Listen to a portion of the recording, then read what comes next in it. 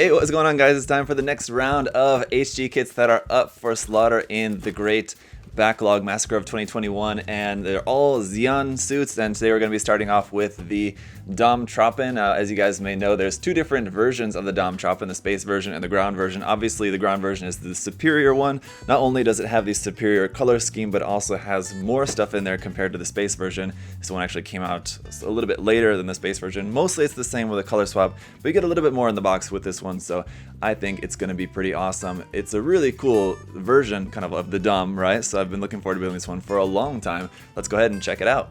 So yeah, like I said, very cool box art here, just because it's such a cool, very MSV looking design on the front here. I believe there was also the P-Bandai Unicorn version of this that came with basically a new hand of parts to hold like the grenades in the hands. For in Unicorn we saw it like zooming along and throw the grenades. It was a very cool scene to see that up here and there anyway, but you can see a couple of them zooming across the desert there in the background. Over here on the sides of the box, it's number 27 in the line, going way back to 2002 when this one originally came out. On the bottom of the box, there's just a look at what the painted build is going to look like, all completed. You can see, I love those grenades all there stacked up on the back skirt. That's so cool. As you can see, it's got a lot of weapons here. We got some information there, all in Japanese. And then going around here onto the other side, some more about the features of this. So you've got the bazooka, you've got the machine gun, you've got the heat rod, or heat saber, I should say. And then the Sturmfaust, and everything can be mounted onto the backpack like that, or onto the back side of the mobile suit, I guess I should say. And there's just a look at how the kit is going to look in sort of an action pose. Not guessing this is going to be the best in terms of action posing, just because it's such an old HG, but we'll see what it can do. If it can just stand there and look cool, I'll be alright with that. So list price for this, 1600 yen, not too bad. Again, considering that obviously the Dom is a pretty chunky mobile suit, and it's got a lot of weapons in there, so I think we're going to have a lot to work with. 4 bags of runners there, and our instruction manual, as usual, is going to just have some information there on the side, and then just a nice big photograph of the painted sample build there. Lighting a bit harsh on the model there, to be honest, but going all over here to the back of the manual, you can see just more kind of action poses there, showing off the different weapons and things in use, basically just the exact same stuff we saw on the outside of the box. Color guide down here, all in Japanese. Opening up to our center pages here, we got the image from the front of the box art here, just in full color with some more information about that. Some cool illustration work down here. Got like the full illustration of the box art. You can see the legs and everything now too, with some cool line art there also. Over here, some more information about that, and even information about little blurbs about each of the different weapons and things like that as well too. You got all this extra ammo there for the machine gun. Alright, so let's just go ahead and check out the parts list here as well.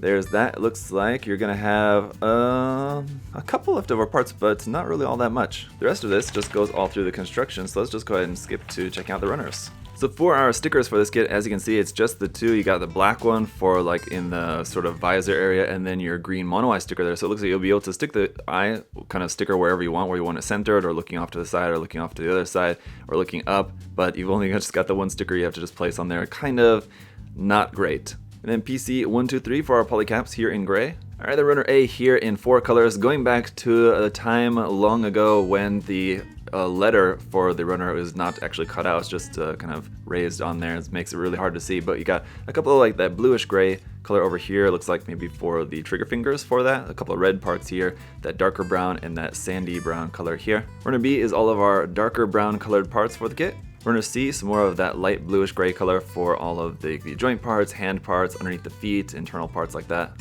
Runner D is some more parts in the lighter sandy brown color, and we've got 2 of these. Runner E1 is in a darker, still slightly bluish gray color here, and it's interesting, you can see this half of the runner here is all of the weapons parts that came with the space type Dom Tropen, and this half of the runner here is all the new parts that are added for this version of the Dom Tropen, so all of this stuff was not included in the space type version. Then runner F here, also a runner specific to this version of the kit, once again in that light sandy brown color. So there you have it, guys. Obviously going to be a relatively simple kit being such an old HG, but as long as it looks cool, that's all I'm concerned about, and to me, as far as I can tell, it's going to look pretty cool. So let me just go ahead and get it built up and we'll find out. Alright guys, here it is all built up, and I can say it definitely has that feeling of kind of that transition period between when Bandai was going from making their like older kits, which are, you know, very much the older ones, like the 80s kits, and then like the 90s kits were kind of a little bit better. And this is in that kind of transition time between like the old 90s kits, which were like still pretty bad by modern day standards, and the kind of little bit still like kind of earlier HG kits, which were pretty good. This one's like kind of right on the cusp of that. As far as kits go, I mean, it's not really that great of a kit.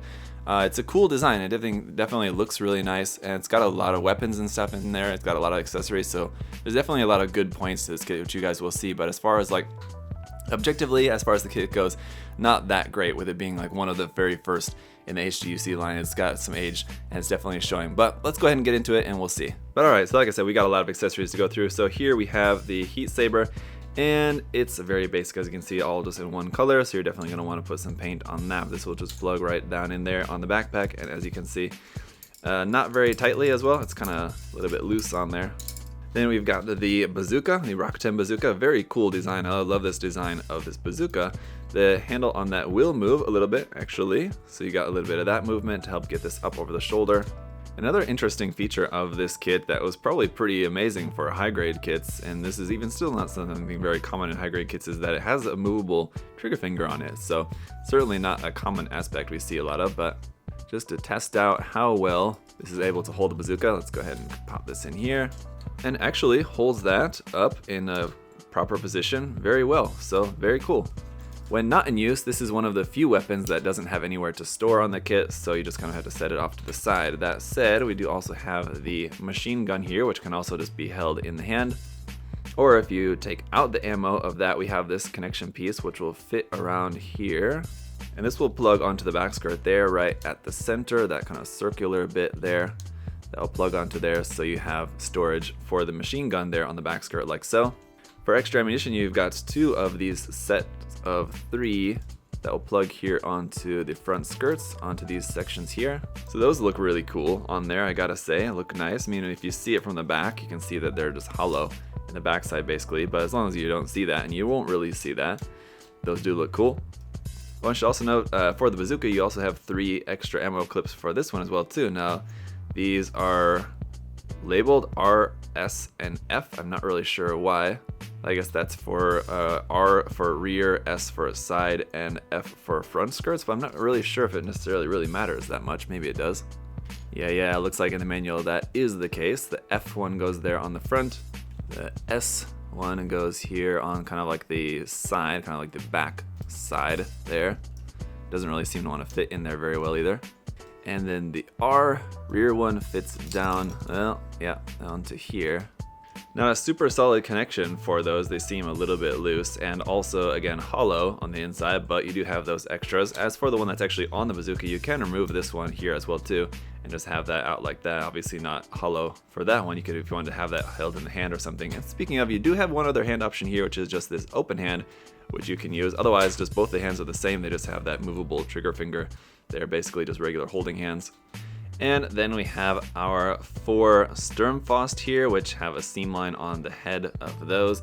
And then you've got your different connection pieces for those. So you've actually got 3 different types of connection pieces where the connector is slightly different. So you'll have to kind of pay attention to which ones are which, but those will fit into there. And again, they're a little bit kind of loose in there. They're not really very tight. So if you like, once you got them in there, you might want to, if you're planning on keeping them there, might want to stick some glue or something on them to keep them in there for sure. But these are all 4 plug here onto the back skirt as well.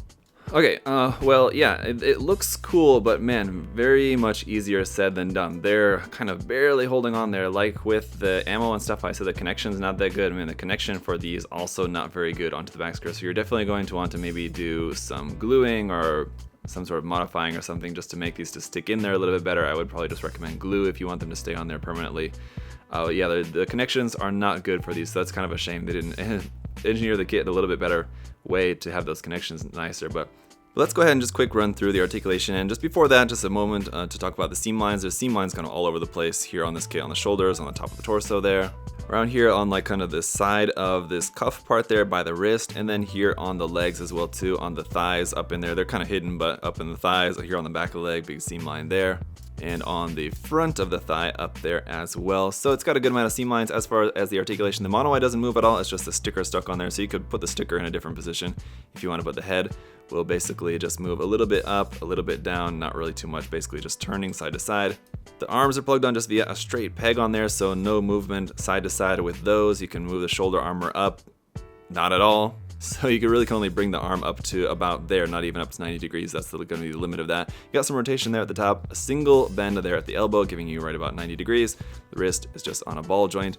In the torso section, as you might imagine, nothing really too much in the way of any ab crunch or anything here either, just a little bit of rotation side to side. That's going to be about it. The front skirts will move up and down a little bit, not really too much, so you're not going to be able to bring the legs up very high. On this one, that's going to be about the extent of that, and then it's just kind of getting stuck. The side skirts as well also can move up and down a little bit, but again, not really a whole lot. The back skirt's fixed there, but this bit underneath here, these thruster bells underneath can move a little bit there like that. The knee bend is going to be very slight just because of this massive bulk of the legs. You can only really get a little bit of a knee bend there.